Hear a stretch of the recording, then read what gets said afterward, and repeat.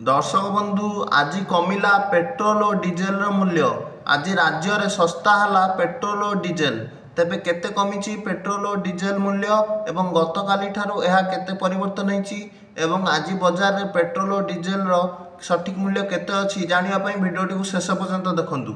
आज देशर राजधानी नुआ दिल्ली में पेट्रोल लिटर पिछा 94 टंका 77 पैसा होइतबा बेले डीजेल लिटर पिछा 87 टंका 67 पैसा रे चलीछि एवं ओडिशार राजधानी भुवनेश्वर रे पेट्रोल लिटर पिछा 100 टंका 98 पैसा होइतबा बेले डीजेल लिटर पिछा 92 टंका 69 पैसा होइछि एवं मुंबई रे पेट्रोल लिटर पिछा 103 टंका 50 पैसा होइतबा बेले डीजेल लिटर पिछा 90 टंका 3 पैसा होइछि।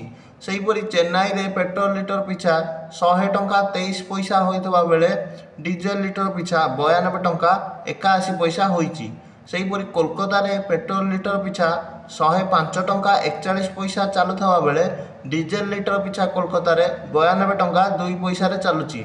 तेज आज राज्य में पेट्रोल और डीजेल दर सामान्य सस्ता होती। मु आज वीडियो रे आपको पेट्रोल और डीजेल सठिक मूल्य प्रदान करी। तेणु आम चैनल टी लाइक और सब्सक्राइब कर दियंतु।